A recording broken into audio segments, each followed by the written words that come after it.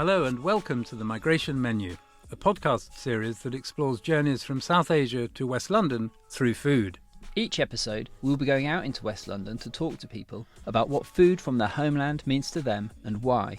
We will also explore culinary traditions that have made their way here from South Asia. So join us as we eat our way through some of the best food that West London has to offer, from pan-seared momos and fermented bamboo shoots to masala dosa and much more. I'm James Staples and I'm a Professor of Anthropology at Brunel University London and author of Sacred Cows and Chicken Manchurian. And my name's Luke Heslop, and I'm here to carry the equipment and occasionally check James's blood pressure and keep tabs on his BMI as we eat our way around West London. And we very much look forward to taking you on this personal and culinary journey with us.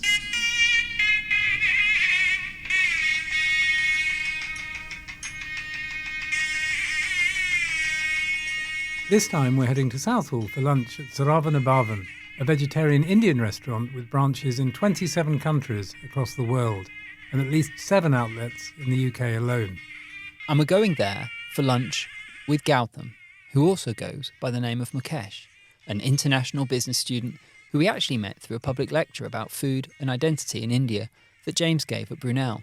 Gautam's passionate about food and involved in an agricultural project back in his home village in Tamil Nadu. He's also a recent migrant to the UK and a part-time food runner at Saravanaa Bhavan in Southall. We went to pick him up on the Uxbridge Road ahead of his late afternoon shift. So we're off to meet this guy called Gautam, who we met the other day, actually at my inaugural lecture, which was about food. You can find the details about that in the show notes. It's available on YouTube. But he came to that lecture because he's interested in food. He's a bit of a foodie. He also has a project in his own village back in Tamil Nadu, which relates to heritage grains and bringing back traditional heritage grains which have been supposedly destroyed, through the Green Revolution, been replaced by rice. So he's very involved in all sorts of things to do with food, including working at a restaurant in Southall, which we're going to go with him to today, and hopefully have a chat with him when we get there about his own migration journey through food. Exactly, and on his work that he's done in Tamil Nadu on grains and things, there's an interesting kind of youth aspect as well, where there's lots of young people getting more into kind of biodiversity and using locally grown grains and things like that, as opposed to imported stuff.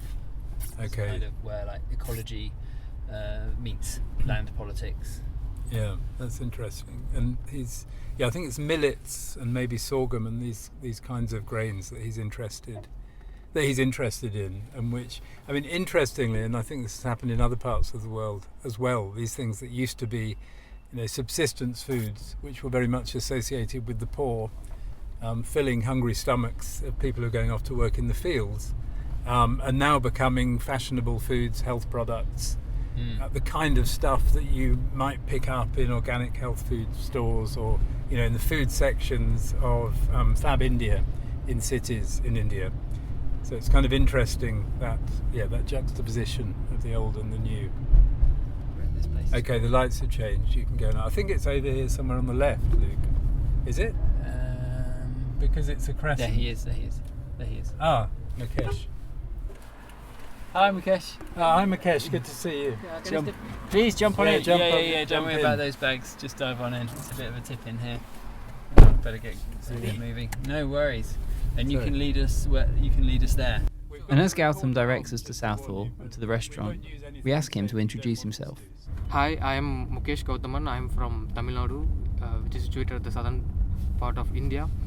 I am here in UK to pursue my masters in international business. So back in India, in my village, we were running a village club called Igai Kulu, where Igai means to give and Kulu means club. We started doing our activities back in 2017. We started to collect heirloom seed varieties in and around Tamil Nadu and my village.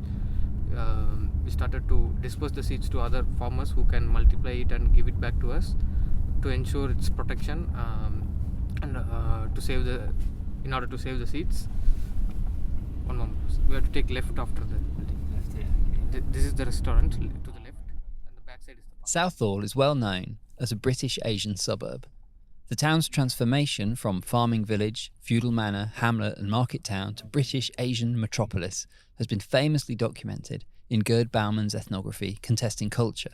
But it's also been the focus of scholarly attention in diaspora studies and from race studies. As Noah Nasir puts it in her study of the changing shape of the area, Southall demonstrates quite poignantly Britain's post-colonial ascent to a globalised modernity. 2 decades on from that piece, which was published in 2004, that statement still very much holds true. Southall isn't just a place where South Asian diasporas recreate a home away from home, although it's partly that, but it's also about projecting South Asia onto a global stage. It's very outward as well as inward looking. Gautam and Saravanaa Bhavan, the global chain at which he works, are both part of that story. So, while we leave Luke to park the car, we get out of the rain and into the restaurant, which, despite it being 2 p.m. on a Thursday afternoon, is doing a roaring trade.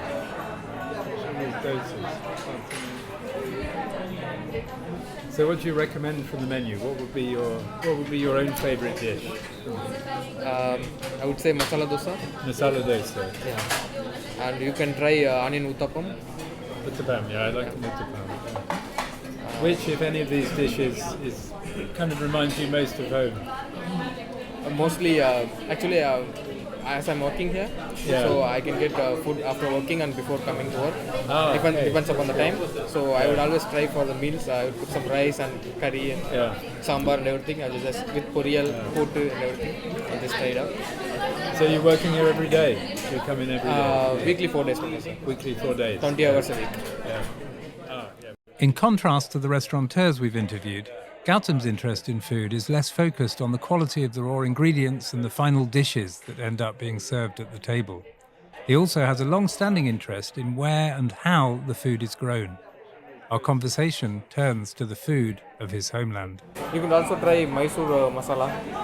Mysore. Which one? Mysore masala dosa. Mysore masala dosa. Yeah. What's the difference with the Mysore masala dosa? It uses different kinds of spices and masala items. Right. And gives different kind of taste. Yeah. My town is the highest producer of coriander in Tamil Nadu. Right. How is it? So we use coriander powder, and during this period we have samba chili. Yeah. We use chili powder and masala powder. Yeah. So it's near to Kerala, so we would get pepper also. Yeah. And there's one certain type of jaggery which is available near to our village in Kerala. They grow sugarcane in the 2000 meters altitude in the hills. Yeah. So that tastes different. It's called Marayur jaggery and it's available only there. So we used to get them and give it to the customers. Yeah. At this point, we focus in again on the menu, which, with well over 200 food items to choose from, reads almost like an inventory of Indian vegetarian cuisine. From dosas, those crispy, savoury pancakes of fermented grains and pulses, to set meals of rice and side dishes. You could try unlimited rice. Unlimited rice. Is it? Yeah. I like in India. Yeah. Mostly you don't get that. Yeah. Our conversation turns again, this time to the restaurant itself, and how Gautam ended up working there. I think it started in Coimbatore, then moved to other places. Yeah. So have you been to this restaurant in India? Yeah, I have gone. So did you get your job here while you were still in India, or you came here? No, after coming here. Yeah. And you just showed up and said, I mailed them. I tried. I think I have applied for nearly 60 to 70 restaurants and companies and everything. Oh wow! And I got a reply for the mail. Yeah. So first I got the Tooting branch. So it was too far away. So I mailed them again, and here there was vacancy, so I came. Yeah. So there's a Tooting branch as well of Saravanaa Bhavan. Yes. It's in East Ham, Ilford, Harrow, Southall, Tooting, Wembley, and Leicester Square. Oh, Leicester Square, there's one. Yeah. What kind of food do you like in where you tried in India? Oh, India. I mean, mostly I'm veg, so I eat, all the, dal, papu. Do you know gongora? I like gongora very much. So a lot of gongora. Yeah. Gongora katsudi, chutney. Yeah. And rice and dal. You have Mainly tried rice and dal is what Yeah. I eat, but with vegetable fries as well. You, Yeah. I like that. each one has different taste and different culture. Yeah. We chat for some time about my own tastes in South Indian food, including my penchant for gongora, a sour leafy green vegetable from which you can make curries and chutneys. And this takes Gautam back to vegetable and grain production, and his local culinary knowledge is impressive. You can make tea out of gongura flour. Make tea? It will be a little sour, but it's good. Yeah. Oh, I've never tried this. The Andhra gongura is red color. In Tamil Nadu, it's green. Yeah. So there are more than 3-4 varieties. Different varieties, But the sourness is a nice taste that I miss. During February in Mysore, they would conduct a tuber festival. Tuber and roots. festival. From all states of India, they would bring the different kinds of tubers and roots, and the foods made out of them, in order to make people consume them and make them know about the culinary knowledge.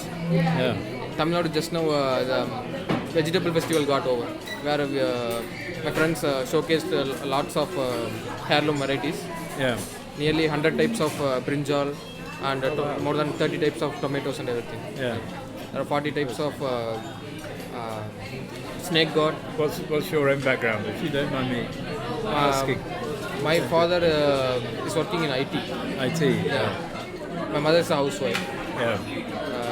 And how many of you are there? How many? You have brothers and sisters? I have one sister. One sister, just two children.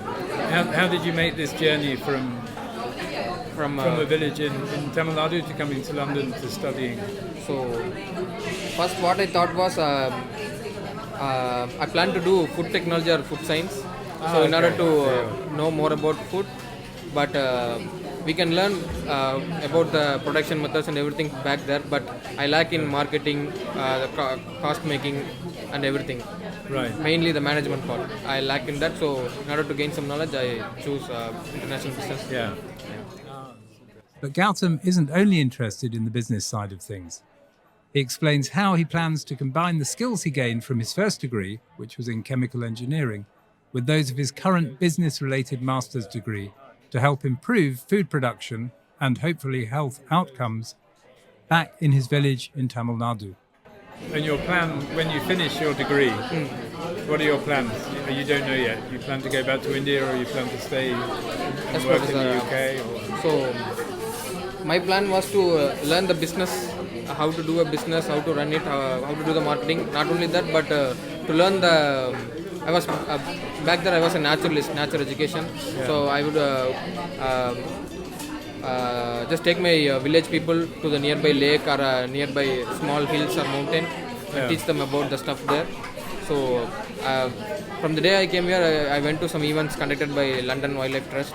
I'm learning how they are doing things, how they are engaging with students. So my plan is to learn and update my skill and to implement back there. Gautam shows James photographs he's taken on his phone of the grains and food products that are being made in his village through the youth group he's involved with. He shows photos of the heirloom varieties of grains he's trying to reintroduce. This is different types of maize grown in India, heirloom varieties. Wow, so many. Yeah, so many This colors. one's like a blue color almost. This one. That one, yes, there is a maize called pearl maize, which has different kinds of colors. But tomato and chili came from Mexico, I think so. Right, But they've been in India for a long time. This is pear-shaped yellow tomato. This is cherry tomato. You don't see cherry tomatoes much in India. No? I mean, you do in fancy variety. supermarkets, but It's a wild variety, Professor.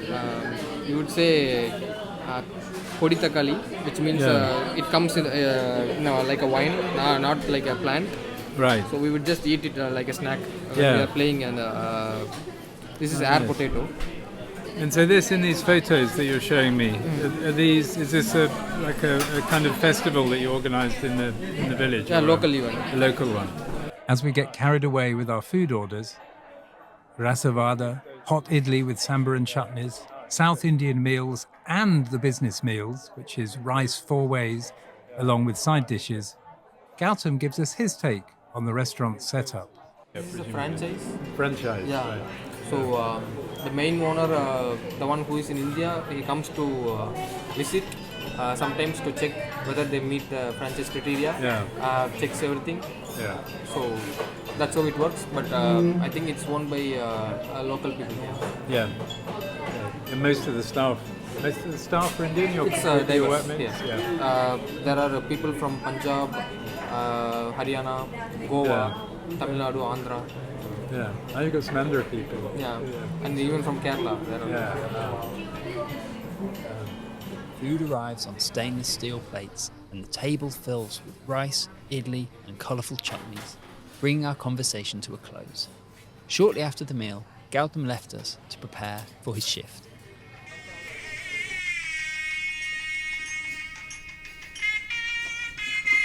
The Southall branch of Saravanaa Bhavan alone, given the mix of its staff and clientele, feels pretty global.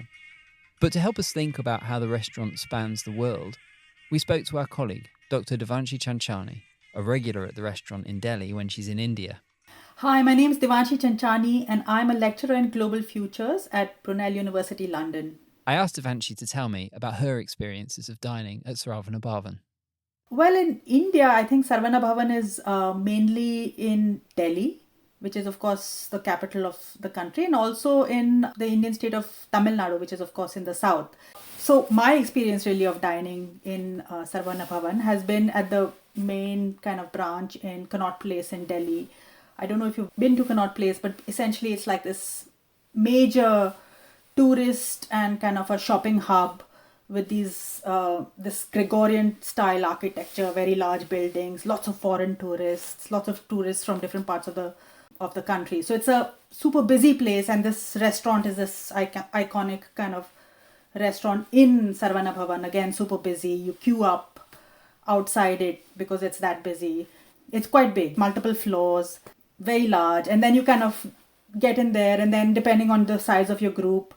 I was interested to know where Saravanaa Bhavan might sit in the Indian dining cultural imagination as a particular kind of restaurant experience. It sits very much in terms of an international kind of brand. I mean, like I said, in the rest of the country, there aren't that many branches of Saravanaa Bhavan, right? So you don't have one in Bangalore, you don't have one in Calcutta, or you don't have one in many other parts of the country.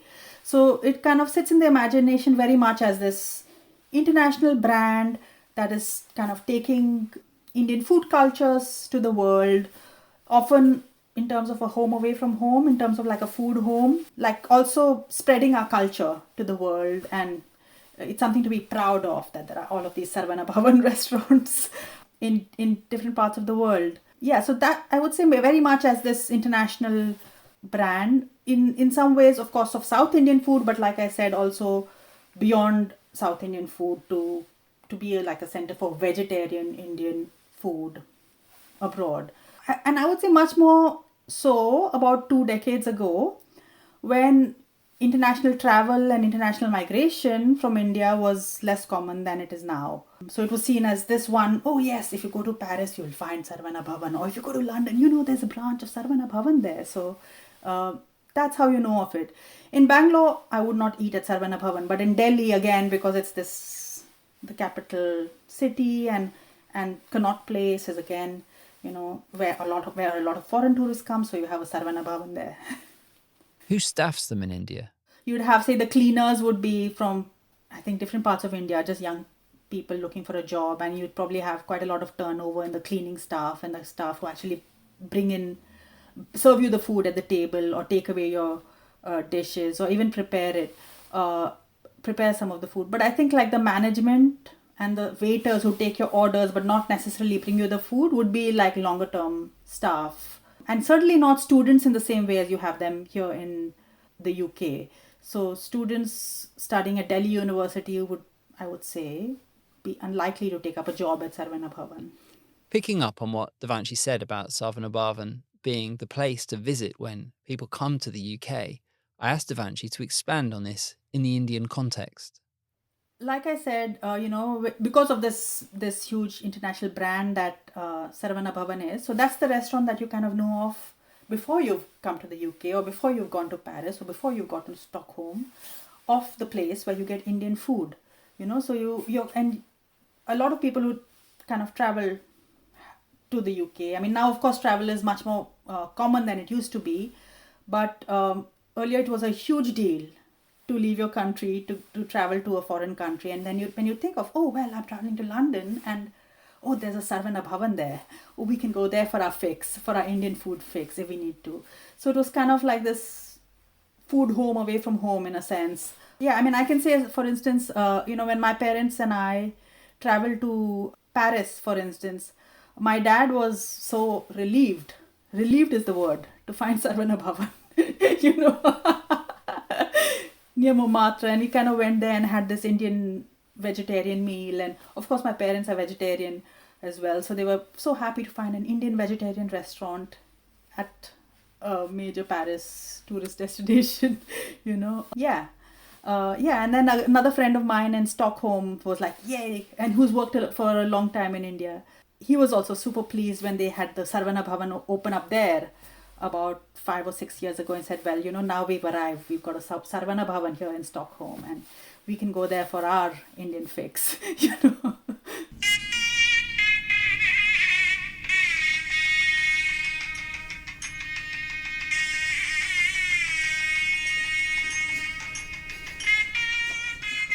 As our colleague Devanshi describes, Saravanaa Bhavan has been a cultural beacon for a globally mobile set of travelling Indians. A little bit of a home away from home, specifically a food home. Devanshi says how for her father it was a relief to know a Saravanaa Bhavan would be there for you when you're abroad. And for those who might not have the material means to travel and eat abroad, eating at the restaurant that you could eat in overseas held something of a prestige allure. For others, like Gautam, Saravanaa Bhavan offers a different kind of relief as a starting point for students who need to work while they complete their studies. Many workers we met in the restaurant were also studying in the area. Saravanaa Bhavan then occupies this interesting space in the migratory imagination, whereby it signifies an inherently global identity as a brand. Eating Saravanaa Bhavan in India is at once also participating to some extent in having an overseas eating experience. But eating Saravanaa Bhavan in Southall is experience eating as if back home, through its steadfast commitment to South Indian authentic and affordable food. An experience that may, indeed, take you back to India.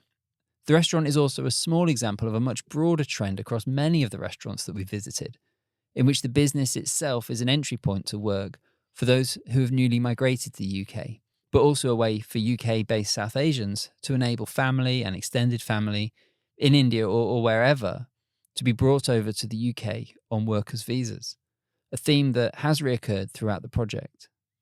And coming back to our own local of lunch in West London, I have to say, although I've eaten so much I can hardly move, that food today was amazing. I mean, that coriander chutney they served alongside those idlis, which are these South Indian steamed cakes of fermented rice and urad dal. It was just zinging. It was amazing. It was delicious. And I've eaten lots of idlis, but those were certainly up there among the best of them. That thali was pretty special too. And I think that anything called the business meal needs to be taken very seriously indeed. I think that one of the things that really differentiated this place, at least for me, from some of the others that we visited recently, where the emphasis has really been on showcasing an authentic regional cuisine, the emphasis at Saravanaa Bhavan is really on the global appeal of the Indian, mainly South Indian, food that they serve up.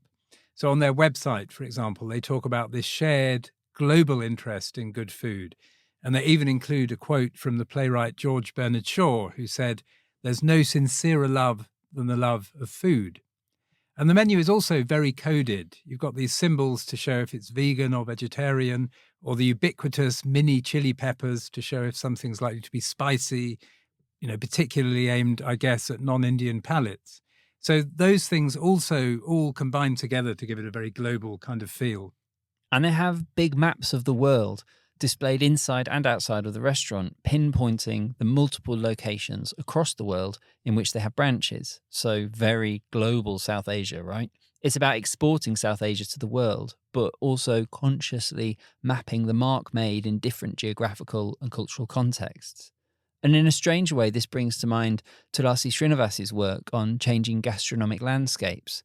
So in Srinivas's work, food desires and a sense of difference discerned through food enables diners to consume new foods as a kind of moral and cultural quest to know the world and better themselves. So here, Saravanaa Bhavan seems to sit quite neatly across two impulses that Srinivas claims people explore through food.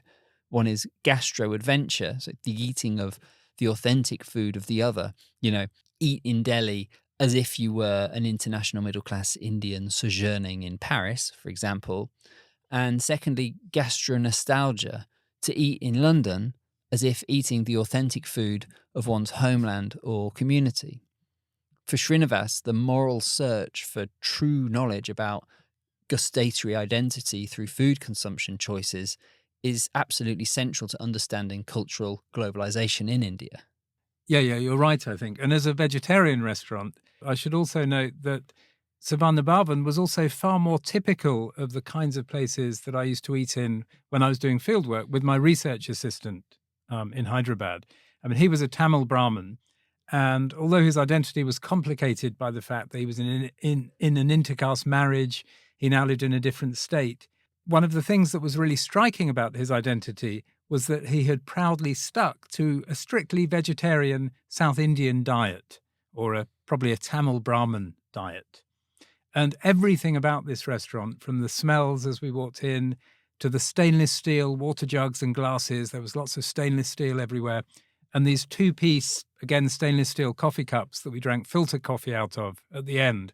All of these things reminded me of the places that we'd eaten in when we were out doing field work together, even though the places that we went to were smaller, often much cheaper, much more localized kinds of versions. So although I worked in Hyderabad for well over a year, thinking back on it, I was far more likely to eat somewhere like this, or somewhere that served food that was similar to the kinds of food that we ate in Saravanaa Bhavan, than to have a biryani in somewhere like Al Hyderabadi, another restaurant that we visit as part of this series. And I wasn't really aware of it at the time, but I guess my palate was being trained in a very particular direction by my research assistant. And Gautam is Tamil, right? Yes, he is. So I guess the food's also very reminiscent of home for him. Although another thing that was striking was not only that the staff were young people from all over India, but that so many of them were young people in the UK doing degrees and working the 20 hours a week that the UK government permits to help cover their expenses. So the cashier was a business postgrad student from Kerala, for example, and there were staff from Andhra, Punjab and Haryana. And although the dosa chef did tend to come from south of India, there was also a lot of sharing of knowledge and skills going on in the kitchen, of people training each other, regional differences being flattened out in the diaspora. So there's a kind of ecological niche here. People like Gautam coming to the UK for education, and education is a major UK export, of course, and at the same time playing a really important role in keeping the South Asian eateries of West London in business. Yeah, and I think there's a lot more to explore here, actually. There's something bigger going on here than just international students from South Asia, just happening to get jobs in restaurants that also happen to serve the kind of food that they might like to eat, while they also happen to be doing degrees in nearby universities. And I think we probably, at some point, need to zoom out a bit to look at the bigger picture as well as at the micro details, which is what we get as we go into the restaurants and eat and talk to people and so on. But these kinds of synergies, if we can call them that, also have something to do, I think, with the very particular kind of place that Southall is. It does. And given that this isn't the last time we'll be in Southall this series, hopefully we're going to build up a better sense of what that means across several episodes. And if you're visiting Southall yourself, or any of the other places in London, or indeed across the world where Saravanaa Bhavan have branches, do give the restaurant a try. See you next time on The Migration Menu.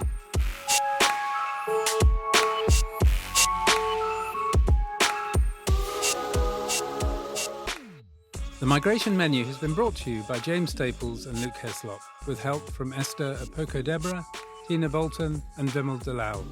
If you have any questions or comments, please email us on info@themigrationmenu.com, and do sign up to our mailing list, which can be found on our website, themigrationmenu.com. Go well.